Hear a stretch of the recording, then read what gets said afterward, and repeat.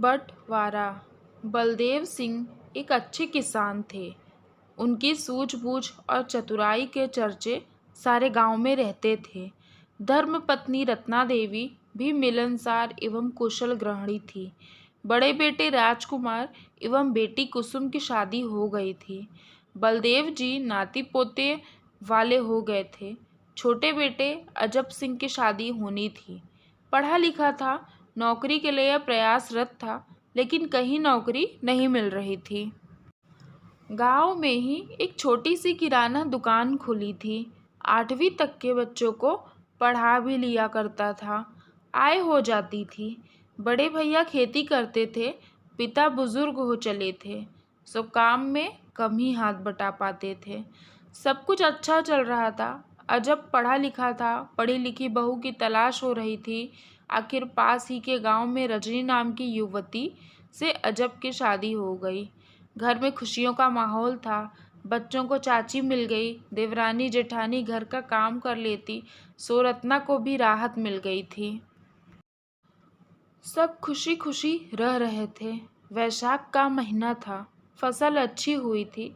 राजकुमार फसल बेचने शहर जा रहे थे। रत्ना ने कहा, बेटा बच्चों को कुछ कपड़े लेते आना, और बड़ी बहू का मंगलसूत्र भी टूट रहा है, कुछ पैसे मिलाकर नया लेते आना। राजकुमार ने हामी भर शहर चले गए। दिन भर सारे काम निपटा कर घर आए। बच्चों के लिए कपड़े मिठाई दी। बच्चे बहुत खुश हो गए। सीधे चाची को दिखाने पहुंच गए। चाची ने कहा, बहुत सुंदर। हाँ चाची, माँ के लिए पापा मंगलसूत्र भी लाए हैं। तब तक मीना भी पहुंच गई। माँ, हमने तो पहले ही चाची को बता दिया था।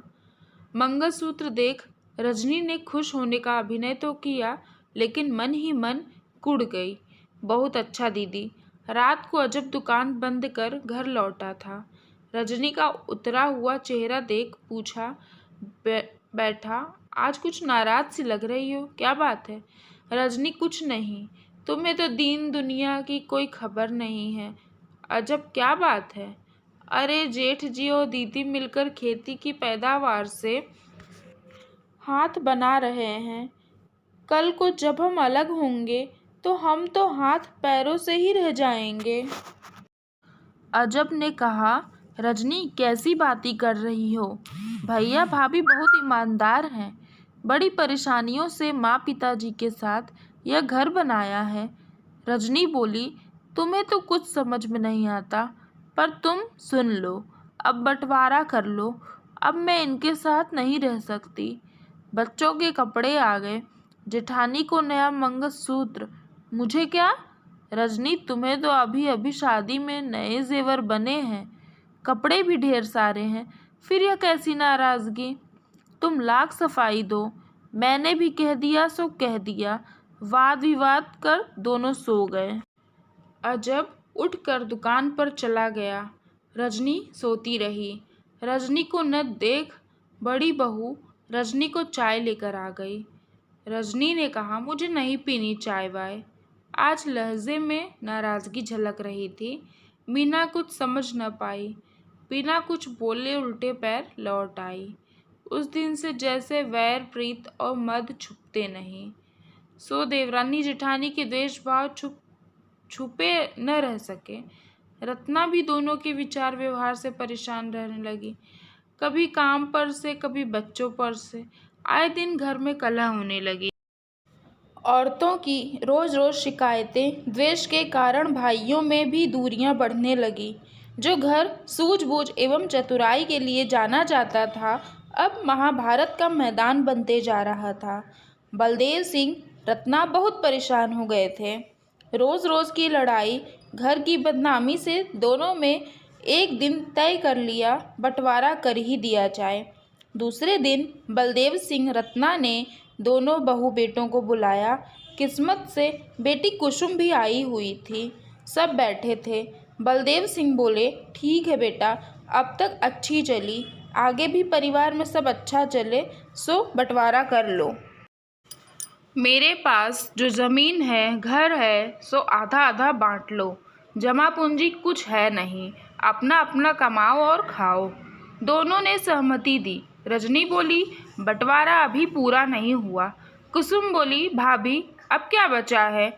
माँ बाबूजी को कौन रखेगा? यह भी निश्चित हो जाना चाहिए। दोनों भाई एक साथ बोल पड़े, माँ बाबूजी की कोई बात नहीं, किसी के साथ भी रह लेंगे। रजनी बोली, नहीं, आसान नहीं है। बुजुर्गों को दवा दारू का खर्चा, न रहने पर क्रियाकर्म का खर्चा आसान बात नहीं है। इसलिए एक भाई माँ को रखे, एक पिताजी को। कुसुम बोल पड़ी, भाभी माँ बाबूजी जिंदगी भर एक साथ रहें, क्यों बुढ़ापे में अलग अलग कर रही हो? कुसुम ने कहा, माँ बाप आपको भारी पड़ रहे हों तो मैं अपने साथ ले जाती हूँ। रजनी बोली, तुम रहने दो ननद रानी, तुम अपना घर संभालो, हमने वहाँ की भी सब सुन रखी है। कुसुम चुप हो गई। माँ बाप की आंखें भी नम हो गई। घर में बीच से दीवार खड़ी हो गई। औलाद को प्यार दुलार से पालने वालों के बीच दीवार खड़ी हो गई। एक दूसरे का चेहरा देखने तरसने लगे। जब कभी मिलते एक दूसरे का सुख दुख पूछ खुश हो लिया करते थे, क्योंकि ज़मीन जायदाद की तरह माँ बाप का भी बंटवारा हो चुका था। जीवन भर साथ साथ रहने वाले आज अकेले हो गए थे। इस कहानी से हमें यह सीख मिलती है कि आजकल जो बंटवारा होता है वो ना हो। उसमें माँ बाप बहुत परेशान होते हैं, हमारे बूढ़े माँ बाप। इसीलिए बंटवारा ना हो, उनको भी अलग अलग करिए प्लीज़, क्योंकि माँ बाप बहुत परेशान होते हैं।